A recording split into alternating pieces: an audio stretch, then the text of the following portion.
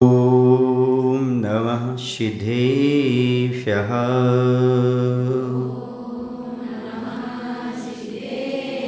ॐ नमः सिद्धेभ्यः। ॐ नमः सिद्धेभ्यः। नमः श्रीवर्धमानाय निर्धूतकलिलात्मने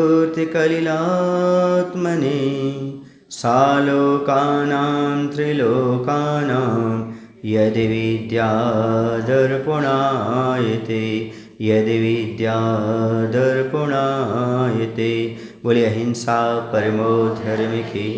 देवादिदेव श्री पारुषनाथ भगवान की।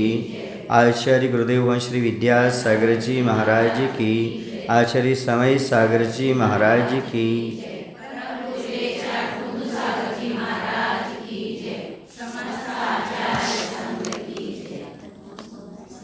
अपना प्रकरण जो चल रहा है वैराग्य भावना में चल रहा था। सम्यक दर्शन ज्ञान चरण तप ये जी के हितकारी, ये ही सारे असारे और सब यह चक्री चित्तधारी। वज्रनाभि चक्रवर्ती ने अपने चित्त में ये सद्धन बना लिया। सम्यक दर्शन, सम्यक ज्ञान और सम्यक चारित्र और सम्यक तप ही जीव के कल्याणकारी हैं। आपने बनाया ये श्रद्धान क्या है कि रत्नात्रय तप आदि ही हमारे लिए कल्याणकारी हैं। जब तक ये श्रद्धान नहीं जमेगा, क्योंकि इसके बिना धर्म नहीं होता। आचार्यों ने इसी को धर्म कहा है। सदृष्ट ज्ञान वृत्तानि धर्मम धर्मेश्वरा विदु यदि प्रत्यानिकानि भवन्ति भव पद्धति। शाक्याचार्य ग्रंथ में आप पढ़ के आ रहे होंगे। तो सम्यक दर्शन ज्ञान चारित्र को ही धर्म की संज्ञा दी गई है। जो धर्म पर श्रद्धा रखते हैं उन्हें सम्यक दर्शन, सम्यक ज्ञान और सम्यक चारित्र और सम्यक तप को आत्मा के कल्याणकारी हैं, ऐसा भी श्रद्धान कर लेना चाहिए। अब प्रश्न यहाँ पर ये उठता है, सम्यक दर्शन, सम्यक ज्ञान, सम्यक चारित्र हो गया, ये मोक्ष मार्ग हो गया, ठीक है, ये पढ़ के आ रहे हैं ना, सम्यक दर्शन ज्ञान चारित्राणि मोक्ष मार्ग। अब तप की क्या आवश्यकता है? जब रत्नात्रय से कल्याण होने वाला है तो तपस्या की क्या आवश्यकता है? सम्यक दर्शन बना रहे, सम्यक ज्ञान बना रहे, सम्यक चारित्र बना रहे, अब तपस्या लेने की आवश्यकता क्या है? तपस्या करने की क्या आवश्यकता है? रत्नात्रय पर्याप्त है, तब क्यों रखा? सुनो, आप लोगों ने कभी हलवा बनाया? हलवा जानते हैं आप लोग? जो बच्चा भी खा ले, बूढ़ा बिना दांत का वो भी खा ले, जवान भी खा ले, उसका नाम क्या होता है? हलवा होता है ना। अब हलवा बनाना है तो हलवा कैसे बनता है? 3 चीज़ों से बनता है, ठीक है। यदि आप लोग प्योर बनाना चाहो तो, जिसने प्योर बनाना है वो बनाया, वो जानता है ना। आटा, घी और बूरा, ठीक है, ये 3 है। पानी मिलाने की ज़रूरत नहीं है। यदि पानी मिला के ही बनाते कुछ लोग, लेकिन ना भी बनाए तो चल जाएगा। घी है, आटा है, बूरा, शक्कर नहीं है, ठीक है। इन 3 चीज़ों को मिलाओ, ठीक है ना, हलवा बन जाएगा। बन जाएगा ना हलवा। फिर किसकी ज़रूरत पड़ेगी? बर्तन नहीं, आग की ज़रूरत पड़ेगी। बर्तन में तो मिलाओगे ही, बिना बर्तन के मिलेगा कैसे? किसकी ज़रूरत पड़ेगी? आग की। तो हलवा किससे बनता है? आटा से, घी से, बूरा से, इतनी से बनता है ना। पर आग की क्या ज़रूरत है? ऐसा खाने वाले को दस्त लग जाएंगे। कैसा खाने वाले को? सीधा यदि कच्चा उसने खाया, इतनी जैसे बनता तो है, लेकिन क्या हो जाएगा? उसको नुकसान हो जाएगा। इसी प्रकार से सम्यक दर्शन, सम्यक ज्ञान, सम्यक चारित्र जो हैं वो आटा, शक्कर और घी हैं। तपस्या अग्नि के समान हुआ करती है। जैसे आग के में तपाए बिना ये तीनों चीज़ें हलवा नहीं बनती, समझ आ रहा ना। स्वाद नहीं मिलता, आनंद नहीं आता, पेट नहीं भरता। उसके बाद सम्यक दर्शन, सम्यक ज्ञान, सम्यक चारित्र होते हुए भी सम्यक तप की आवश्यकता पड़ती है। यदि अपने जीवन में आत्मा का स्वाद लेना हो, आत्म कल्याण करना हो, तो निश्चित रूप से तपस्या की आग से प्रत्येक जीव को गुजरना पड़ता है। कितनी भी प्रयास कर लेना आपके खेत से अनाज आएगा, बाजार से अनाज आएगा, पकवान कैसे बनेगा? समझ रहे ना? जैसे बिना आग के, बिना तपाए हुए कोई भी अनाज पकवान नहीं बन सकता, वैसे बिना तपस्या के कोई भी इंसान भगवान नहीं बन सकता। जैसे अनाज को पकाते हैं तब पकवान बनता है, वैसे हमारी आत्मा को जब तक तपाओ नहीं तब तक आत्मा भगवान नहीं बन सकता। तपस्या तो करना पड़ेगा। सूरज तपे तपे रे माटी, तुझको तपना होगा, मोह तजना होगा। सूरज प्रकाश क्यों देता है? वह भी तपता है। दीपक प्रकाश क्यों देता है? वो भी तपता है। तुम्हें भी तपना ही होगा। बिना तपस्या के कभी भी किसी को महान चीज उपलब्ध नहीं हुई। आचार्य गुणवत्त महाराज कहते हैं आत्मानुशासन ग्रंथ में, यह संसारी प्राणी इतनी तपस्या करता है किसके लिए? स्त्री की प्राप्ति के लिए, भोजन की प्राप्ति के लिए, धन की प्राप्ति के लिए। कितनी तपस्या करता है? घंटों घंटों खेत में ठंडी में पानी में खड़ा रहता है। फसल पकाते समय खेत में जोतना आदि करना कितना तपस्या करता रहता है। दुकान पर घंटों घंटों खड़ा रहता है। लैपटॉप पर 8-8 घंटे तक वो तपस्या नहीं है क्या?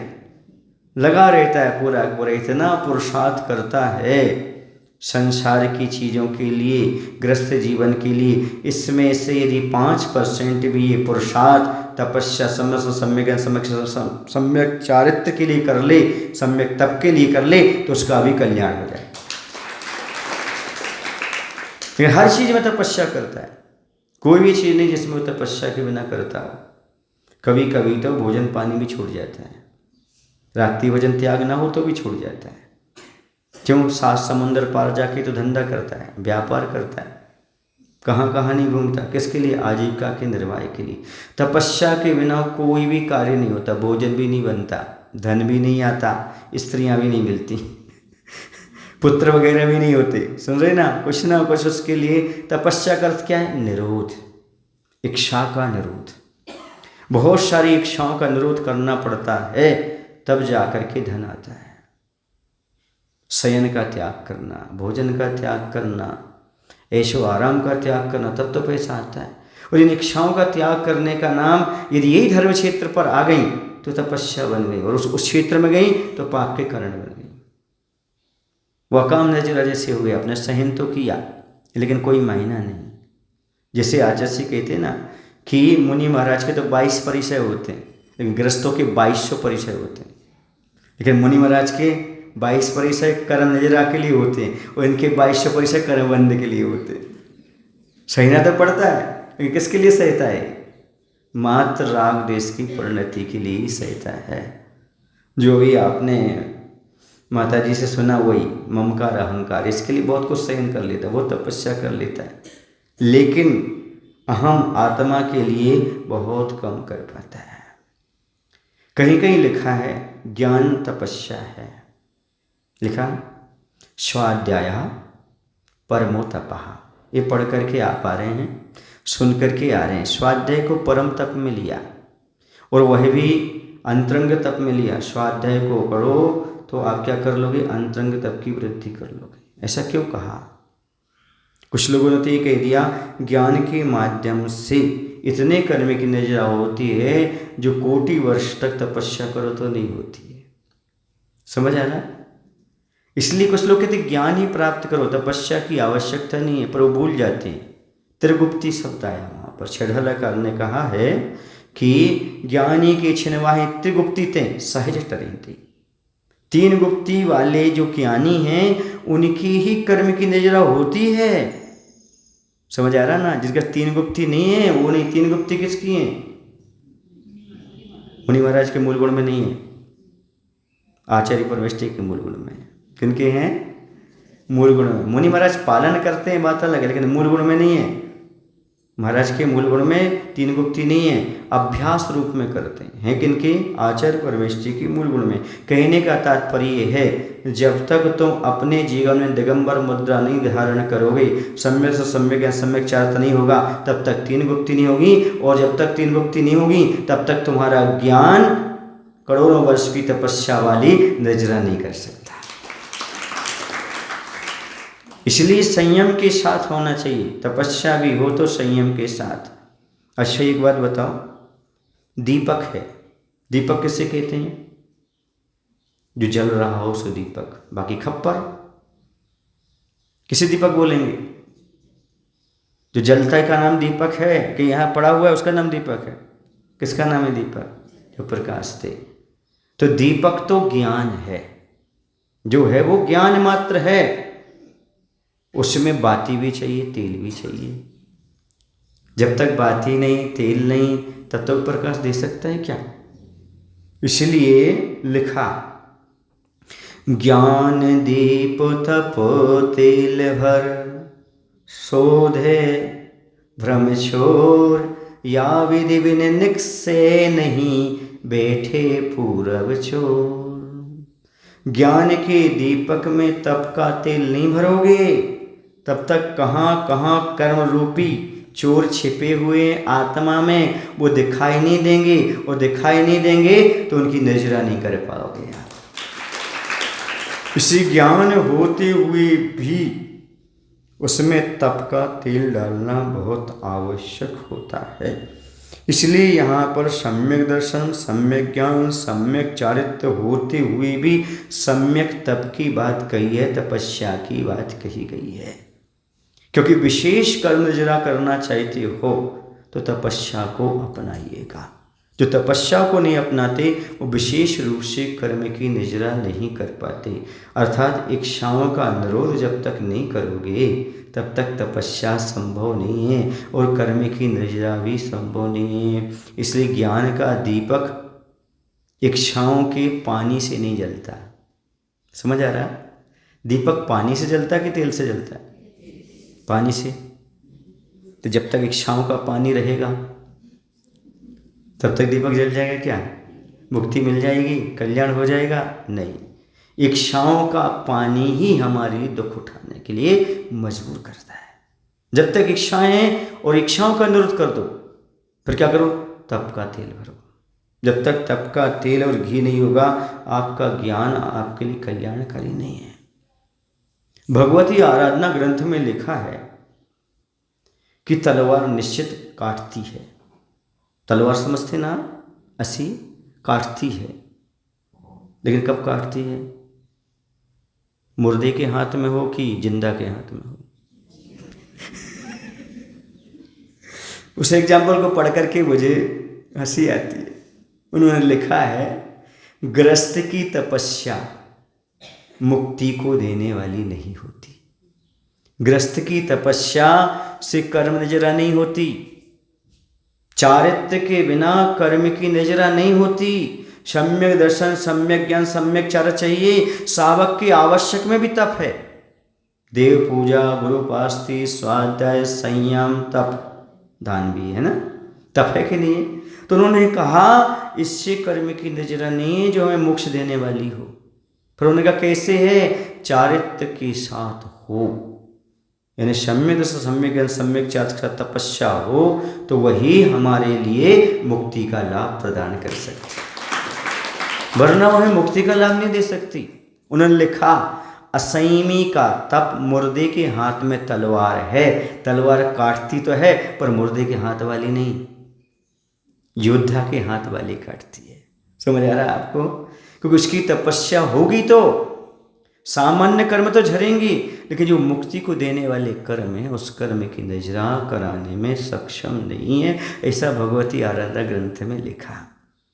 समझ आ रहा है आपको? आपकी तपस्या तो है, पर आपकी तपस्या, अभी आप सुन रहे थे माता जी से कि हम लोग पंचम और स्थान से ऊपर नहीं उठ सकते। तो जब स्वाध्याय चल रहा था तो स्वाध्याय के अंदर एक बात आई थी आचार्य जी के सामने कि सावक पंचम और स्थानवर्ती एलक क्षुल्लक आरी का, सुन रहे आप लोग कि नहीं, 15 दिन तक उपवास करके उतनी कर्म की निजरा नहीं कर सकती जो दिगंबर मुद्रा के साथ निर्दोष निरीह वृत्ति से एक बार आहार लेने वाले मुनिराज कर्म की निजरा करते। समझ आ रहा है आपको? क्यों? ये चारित्र्य के साथ तपस्या है। किसके साथ है? महाव्रत के साथ है, दिगंबर मुद्रा के साथ है। उसकी तपस्या का एक अलग ही महत्व होता है। और लिखा भी है, संबर सहित करो तप प्राणी मिले मुक्ति रानी, इस दुल्हन की यही सहेली जाने सब ज्ञानी। संबर सहित तपस्या ही मोक्ष देने वाली, आश्रव सहित नहीं। आप लोगों की निजरा कैसी है? आपकी तपस्या कैसी है? आश्रव वाली है। और आश्रव वाली जो आपकी निर्जरा है, तपस्या है, उससे मुक्ति होने वाली नहीं। क्योंकि एक बार हमने आपको एग्जाम्पल दिया था, पुनः आप उसको क्या कर लेंगे, एक बार और सुन लेंगे। आपको दिया था पागल खाने का उदाहरण, याद है आपको? जब कोई पागल हो, पागल खाने के अंदर हो, तो कैसे समझे कि स्वस्थ हो गया है? पागल को डिस्चार्ज करना पड़ता है मेंटल हॉस्पिटल से, तो उसको टेस्ट किया जाता है, ये वास्तव में इसका पागलपन दूर हुआ है कि नहीं हुआ है। तो टेस्ट कैसे करते हैं? बाहर क्या करते हैं, एक हौद रहती है, क्या रहती है, एक बर्तन रहता है बड़ा सा, और उसमें एक टोंटी रहती है ना, दूसरी जगह से पानी आता है, उस हौद में उस बर्तन में भरता जाता है। उससे कहते हैं पागल से, इस बर्तन को खाली करो। यदि वो सीधा खाली करने लगता है टोंटी बंद किए हुए, तो कहते बेटा तुम अभी अंदर जाओ। कैसे खाली होगा वो? ऊपर से पानी चल रहा है, आ रहा है, और तुम इसे जितना खाली करो उतना आ जाएगा। तुम निजरा कर रहे हो पर आश्रव तो चालू है आपका। और जब दूसरा पागल आता है, इसको तो अंदर कर दे, दूसरा पागल आता है, वो क्या करता, सबसे पहले क्या करता, संबर करता है। संबर सहित करो तप प्राणी, फिर धीरे धीरे पानी को बाहर निकालता है। उससे कहते बेटा तुम्हारा पागलपन दूर हो गया, तुम डिस्चार्ज हो जाओ। ऐसा तुम लोग बताओ तुम कौन हो? डिस्चार्ज कर दूं क्या? पागल खाने में रहे तू, हंस क्यों रहे बताओ? कैसी निर्जरा है आपकी? हैं? टोटी कौन बंद करेगा? हाँ, कब करोगे ये पूछ रहा हूँ, कब पागलपन दूर होगा? 2-4 साल? कब समय तो बता दो भाई, कब आपको डिस्चार्ज करने का समय मेरे पास मिल जाए, मैं आपको कर दूँ। क्योंकि जब तक आश्रव चल रहा है तब तक निर्जरा करोगी, मुक्ति नहीं मिलेगी। आश्रव को तो रोकना पड़ेगी, तभी वह निर्जरा आपके लिए कार्यकारी है। और यहाँ उसी तपस्या की बात की जा रही है। सम्यक दर्शन ज्ञान चरित्र के बाद जो तप है वही मुक्ति को देने वाला है। अनादिकाल से हमारा पागलपन चल रहा है, ये पागलपन कब दूर होगा? क्योंकि अब संसार भी एक मेंटल हॉस्पिटल ही है, डेंटल नहीं, दांत मत निकालो, डेंटल नहीं कह रहा हूँ, मेंटल कह रहा हूँ। ये मेंटल हॉस्पिटल क्यों है? क्योंकि हर आदमी पागलपन कर रहा है। धर्म तो करना चाहता है पर पाप नहीं छोड़ना चाहता है। हर आदमी धर्म करना चाहता है, ऐसा कोई भी यहाँ पर व्यक्ति नहीं जो ये ना कहे कि मैं धर्मात्मा नहीं, मैं धर्म नहीं करता। पर उससे पूछो पाप छोड़ता है क्या? 5 पाप में से कौन सा पाप छूटा है? इसी का नाम तो पागलपन है। क्या पाप छोड़ बिना धर्म हो जाएगा क्या? मुक्ति मिल जाएगी क्या? सुख मिल जाएगा क्या? तो वर्षों से धर्म करने वाला दुखी क्यों है, रोगी क्यों है, संक्लेश में क्यों है? क्योंकि उसने आज तक एक भी पाप का त्याग नहीं किया। मैं कहता हूँ धर्म मत करो, पाप का त्याग कर दो, तुम्हें सुखी होने से कोई नहीं रोक सकता। एक व्यक्ति ने आचार्य से जाकर के पूछा, हमारे आचार्य भगवान तो आचार्य भगवान ही थे, सब जानते हैं, और हम उनके शिष्य हैं, तो हम भी कम थोड़ी होंगे, है ना? तो एक ने जाकर के आचार्य से पूछा, आचार्य जी हमें ये बता दो हम धर्म ध्यान कैसे करें? आचार्य सीधा जवाब दिया, आत्म ध्यान का त्याग कर दो। क्या कहा? आर्त रौद्र ध्यान का त्याग कर दो, फिर जो करोगे अपने आप धर्म हो जाएगा। मायना क्या हुआ? मायना नहीं हुआ, आर्त और ध्यान छूटता नहीं, तुम धर्म करना चाहते हो, तो धर्म कैसे होगा? आर्त और ध्यान कम हो तो धर्म ध्यान हो। जब तक आर्त और ध्यान कम नहीं होता तब तक धर्म ध्यान होने वाला नहीं है। इसलिए मैं कह रहा हूँ, धर्म करने से सुख नहीं मिलता। ये भ्रम हटा दो कि धर्म करने से सुख मिलता है, क्योंकि सब आदमी धर्म कर रहा है। बल्कि सुख मिलेगा तो पाप का त्याग करने से सुख मिलेगा। जब तक पाप का त्याग नहीं करोगे तब तक धर्म नहीं। महाराज कुछ नहीं करते, पाप नहीं करते बस। महाराज कुछ नहीं करते, बताओ क्या करते? हाथ में हाथ रख के बैठ गए। बताओ क्या किया अभी तक महाराज ने 4 महीने में? कुछ किया? कुछ नहीं किया। ये शास्त्र खोला, पढ़ लिया, पढ़ा दिया, माला फेर ली, बोलो थोड़ा सा खड़े होकर के आहार कर लिया, बाल खींच लिए। क्या कौन सा वो उन्होंने प्रयास किया? पर देखो, धर्म करना सरल है पर पाप छोड़ना कठिन है। धर्म में मन लगाना बिल्कुल कठिन नहीं है, लेकिन पाप से मन हटाना कठिन है। और आचार्य कहते हैं, पाप की इच्छा समाप्त होना ही महान तपस्या है। पाप से मन हट जाए, हिंसा, झूठ, चोरी, कुशील, इनमें परिग्रह, इनमें हमारा मन ना जाए, इसी का नाम बहुत बड़ी तपस्या है। यदि हिंसा, झूठ, चोरी, कुशील, परिग्रह मन जा रहा है तो समझो अभी हमारी तपस्या हुई नहीं। क्यों? पाप नहीं छूटा। सब छूट गया, पाप नहीं छूटा तो मुक्ति होने वाली नहीं है। इसलिए धर्मात्माओं को सुख मिलता है ऐसा कहने में संकोच होता है, बल्कि निष्पाप को सुख होता है ये कहने में निसंकोच होता है। जो निष्पाप हो जाता है उस व्यक्ति को सुख की प्राप्ति होती है, धर्मात्मा को नहीं। क्योंकि हर एक आदमी आज धर्मात्मा है, अपने अपने हिसाब से हर व्यक्ति अपने आप को धर्मात्मा मानने के लिए तैयार है और तिलक भी लगा लेता है। और आप लोग भी उनको माला पहनाते, बहुत बड़े धर्मात्मा है महाराज जी, बहुत दान देते, ऐसा करते वैसा करते, बोलते कि नहीं बोलते? पर सुखी क्यों नहीं? क्योंकि पाप का त्याग नहीं। एक सज्जन ने हमसे बोला, महाराज जी हम सच बताऊं, कभी हम झूठ नहीं बोलते। हमने कहा कौन सा व्रत है तुम्हारा? सुने ना, हम हमेशा सच बोलते हैं। हमेशा सच बोलते हो पक्का? तो झूठ का त्याग है क्या आपका? पहले ये बताओ। सत्य बोलने का नाम सत्य महाव्रत नहीं है, वरना मोनी बाबा का क्या होगा? मोनी बाबा का क्या होगा बताओ, जो मौन लेके बैठा है। बोलने का नाम सत्य नहीं है, बल्कि झूठ के त्याग का नाम सत्य महाव्रत है। जब झूठ का त्याग नहीं है तो आप सत्य बोलने से कोई फायदा नहीं, वो आपका सत्य नहीं कहलाएगा। बस यही है। कहीं व्रत भारी नहीं है, व्रत में कोई प्रयास नहीं करना पड़ता, बल्कि जो तुम कर रहे हो उसको छोड़ना पड़ता है। व्रत उसी का नाम है। इसलिए बोलने का नाम, सत्य बोलने का नाम कहीं भी सत्य धर्म, सत्य महाव्रत नहीं कहा, बल्कि लिखा है दूसरे पर विपत्ति आ जाए ऐसा नहीं बोलना, स्थूल झूठ नहीं बोलना, इसका नाम सत्यानुव्रत है। और किसी को मन वचन काय से कष्ट ना पहुंच जाए, समझ आ रहा है ना, ऐसा सत्य बोलना, वरना मौन रहना, इसी का नाम सत्य महाव्रत है। हितमित प्रिय वचन, कहीं ये नहीं कहा कि सत्य बोलने का नाम, वरना तीर्थंकर दीक्षा लेने के बाद बोलते नहीं, जब तक कौन से वृत्ति कहलाएंगे वो।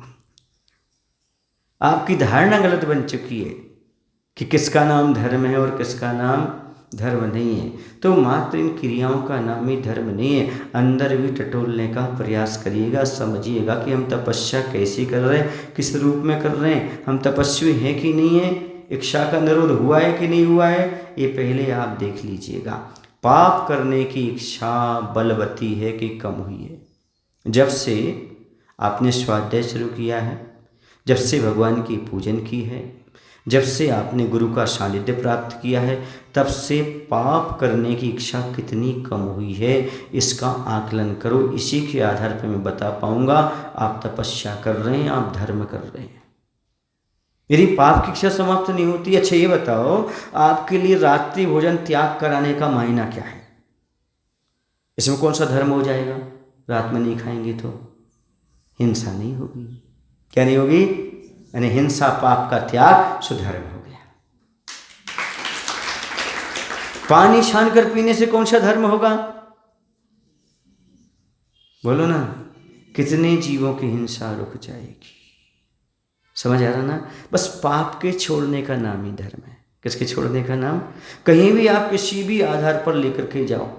अभी मैं पूछना चाहता हूं, भगवान की पूजन में कौन सा धर्म हो रहा है?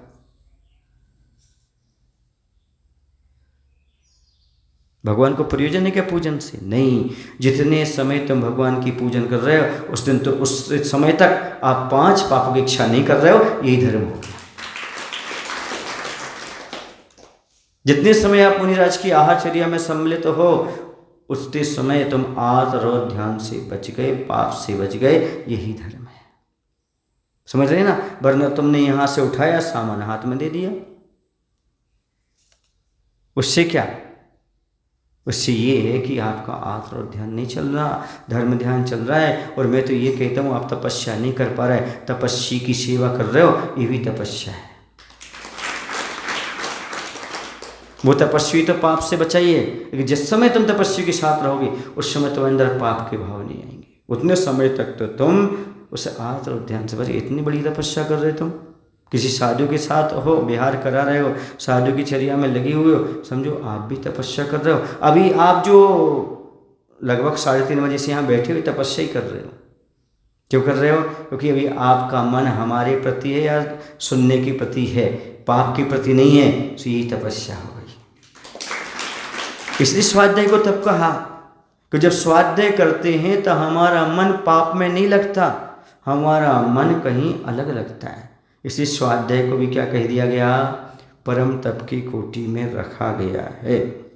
आचार्य भगवंत के शब्दों में तपस्या किसे कहते हैं? एक बार आचार्य ने बोला तो बहुत है, पर जो कुछ पॉइंट मेरे पास हैं उसके बारे में पूछना चाहता हूँ। आचार्य ने बहुत अच्छा व्यवहारिक तपस्या बताई थी कि व्यवहार में तपस्या को कैसे समझें कि हम तपस्वी हैं। तो उन्होंने कहा था अपनी पीड़ा को शांति से सह लेना, अपनी पीड़ा को शांति से सह लेना और दूसरे को पीड़ा ना पहुंचाना ही तपस्या का स्वरूप है। अपने ऊपर जो पीड़ा आ रही है, उपसर्ग परिसर जो कुछ भी आ रहा है, भूख प्यास जो भी आपको लग रही है, उसको शांति से सहन करो। पहला पॉइंट, अपनी पीड़ा को शांति से सहन करो और दूसरे को पीड़ा पहुंचाने के भाव मत करो। समझ आ गया? इसका नाम क्या है? तपस्या है। इसी में महाव्रत आ गया। अपने को तो सब सहन करना है, पर अपने माध्यम से किसी जीव को कष्ट ना पहुंच जाए। महाव्रत क्यों लिया जाता है? मन वचन काय कृत कार्यत अनमोलना से हिंसा का त्याग करना ही अहिंसा महाव्रत है। बोलो ना भाई। और 5 पापों का त्याग करना सो महाव्रत हो गया। सीधी सी बात है, और कोई बड़ी बात नहीं है। धर्म को हवा बना लिया। क्या बना लिया अपन ने? धर्म को समझ नहीं पा रहे। धर्म क्या चीज़ है, धर्म हमें कैसे मिलेगा, अनादिकाल से क्यों नहीं मिला? क्योंकि हमारी परिणति पाप से ऊपर नहीं उठी। जब तक पाप से हम थोड़ी बचेंगे नहीं, तब तक धर्म नहीं आएगा। स्वाध्याय करना क्यों? पाप से बचे। माला फेरना क्यों? पाप से बचे। पूजा करना क्यों? महाराज को आहार देना क्यों? क्योंकि दुख देने वाला पाप है। सुख चाहते हो, ये काम करो, ये सब सुख देने वाले हैं, यही सुख देने वाले हैं, और कोई सुख देने वाला नहीं है। हमारी आहारचर्या में जाने वाले कह रहे थे, सामने बैठे, महाराज 4 महीने हमें कोई पीड़ा नहीं हुई। कैसे हो सकती है? क्यों होगी? क्योंकि आप सब कुछ पाप छोड़ करके यदि साधु की चर्या में लगे हो, इसी का नाम धर्म, इसी का नाम तो पुण्य है। और क्या है? वो कहाँ जाएगा? ऐसा नहीं है। श्रद्धा का विषय आज भी हमारे साथ है, और लिखा ही है स्पष्ट रूप से सातावेदनी के सूत्र में, भूत व्रत अनुकंपा दान सराग संयमादि योगा शांति मिति शौच विद्यस्य, है ना? क्या कहा? प्राणियों पर दया, व्रतियों को दान, ये क्या है? साता वेदनी है, सुख है। इसी का नाम आचरण धर्म कहा है। गृहस्थ का यही धर्म है। साता चाहते हो, सुखी रहना चाहते हो तो प्राणियों पर दया करना शुरू कर दो और वृत्तियों को दान देना शुरू कर दो। संयम आदि का पालन करो, मन वचन का योग की प्रवृत्ति अच्छी रखो, लोभ मत रखो, क्रोध मत करो और इति शब्द से ले लो, भगवान की पूजन करो, आपके जीवन में सुखी सुख प्राप्त हो। ये सूत्र है। एक सज्जन ने हमसे पूछा, महाराज जी हमें साता नहीं है, कछु मंत्र दे दो। मैंने कहा भैया मंत्र तो आचार्य उमा स्वामी महाराज दे चुके हैं, मैं क्या से दूं, कहाँ से बनाऊं? बोले महाराज जी कौन से शास्त्र में? हमने कहा तत्व सूत्र। महाराज जी उसमें तो सूत्र लिखे, मंत्र कहाँ लिखा है? ये मंत्र नहीं है, भूत वृत्त अनुकंपा यही तो मंत्र, इसका पालन करो, फेरना नहीं है, इसको जपना नहीं है, क्रिया रूप में मंत्र दिया उन्होंने। किस रूप में दिया? जितना जितना तुम प्राणियों पर दया करोगे, जितने वृत्तियों को दान दोगे, क्रोध कम करोगे, लोभ कम रखोगे, उतने जीवन में साता वेदनी का आश्रय करोगे, उतने सुखी होते चले जाओगे। हमें मंत्र देने की जरूरत क्या है? हमारे आचार्य तो महान उपकारी थे, वो सब दे करके चले गए, कह करके चले गए, हमें तो उसी को आगे बढ़ाना। समझ आ रहा है? अब इस मंत्र का उपयोग करना रोज। कौन से मंत्र का? हमारे प्रसाद सागर जी, निर्यापक समय प्रसाद सागर जी महाराज, जो सूत्र को अच्छे लगते हैं ना, वो एक कागज में लिख करके और जहाँ कक्ष में बैठते ना वहाँ दीवार पर लगा देते। कहाँ लगा? दीवार पर, ताकि जब भी आए उस पर दृष्टि पड़ती रहे। कितना अच्छा सूत्र है अपने जीवन को परिमार्जित करने का। जैसे आप लोगों की दीवार पर जहाँ आप रहते ना वहाँ पर आईना लगा रहता है चेहरे की सफाई करने के लिए, वैसे हम साधुओं के लिए कुछ सूत्र लिख लेते हैं ताकि हमारा जीवन परिमार्जित होता रहे। ये सूत्र रखो अपने जीवन में। साता चाहिए। अब मैं आपको बताऊं बॉम्बे में कैसा होता है। श्वेतांबर लोग हमेशा साता में रहने का प्रयास करते हैं, क्योंकि उन जैसा प्राणियों को दया का दान देने वाला बहुत कम लोग मिलेंगे। नरेश भाई, जयसुख भाई पहले जो श्वेतांबर थे अब दिगंबर हैं। आचार्य भगवान की कृपा से 3500 साल से दिगंबर धर्म का पालन कर रहे हैं। समझ आता ना? वो लोग गौशालाओं में बहुत व्यवस्था करते हैं। तो वो बताते हैं महाराज जी श्वेतांबर बंधुओं के आज भी हम लोगों के पास फोन आते हैं। कैसे फोन आते हैं? जैसे ही उनके घर में कोई बीमार होता है, उन्हें हॉस्पिटल ले जाने की तैयारी होती है, यहाँ पर हमारे पास फ़ोन आ जाता है, भैया 15,000 रुपये गौशाला के लिए इनके नाम से। किनके नाम से? जो अस्वस्थ हुआ है। और जैसे वो डॉक्टर के पास ले जाते हैं, यहाँ 15,000 रुपये ट्रांसफ़र करते हैं। वो जो डॉक्टर को 15,000 लगने थे वो 1500 में टेबलेट दे करके लौटा देता है, स्वस्थ हो जाता है आदमी। ऐसा हाथ दो, ऐसा हाथ दो, सीधी सी बात है। असाता क्यों आया और असाता कैसे छटेगा? तो दान करो, असाता छटता चला जाएगा। तो क्या भविष्यवाणी पर टिके हो? नहीं, जिनवाणी पर टिको, क्योंकि भविष्यवाणी फैल हो सकती है पर जिनवाणी कभी फैल नहीं हो सकती। जो भगवान ने लिखा है वो कहाँ से फैल होगा? पर हमें पढ़ने का समय नहीं, हमें समझने का समय नहीं कि आगम में लिखा क्या है, जिनवाणी में क्या लिखा है। मंत्र ढूंढते फिर रहे हो, ताबीज ढूंढते फिर रहे हो, गंडा पहनते फिर रहे हो, मंत्र तंत्र में पढ़े हो, इतने अच्छे सूत्र आपको मिल रहे हैं और 4 महीने जो सूत्र दिए ना उसी का परिणाम है सदलगार लहलहा रहा है।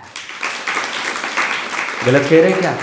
मंदिर की कायाकल्प देखो, आदमियों की कायाकल्प देखो, आज हर आदमी का चेहरा खिला हुआ है।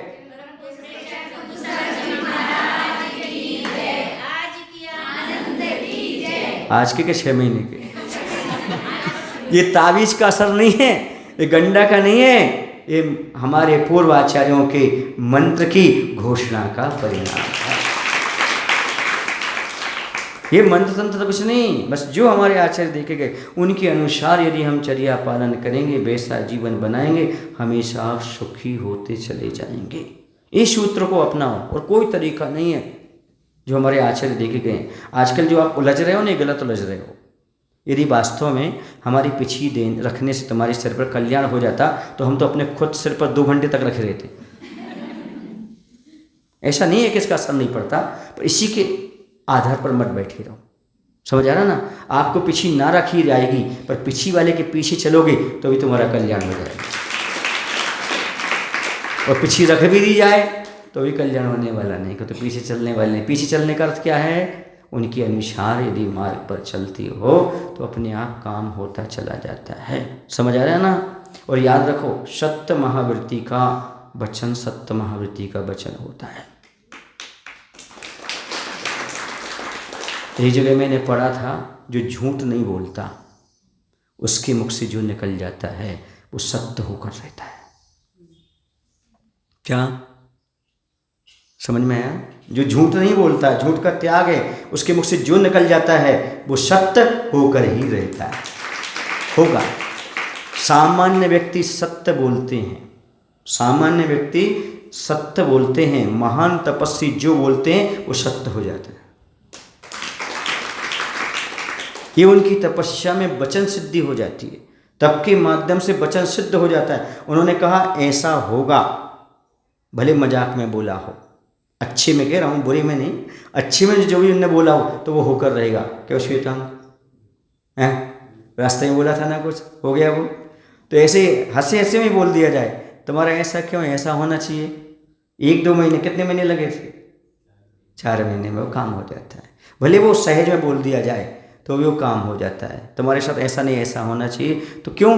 क्योंकि हमने प्रैक्टिकल देखा, आचार्य भगवंत के द्वारा भी देखा और मैंने अपने जीवन में भी प्रैक्टिकल करके देखा है।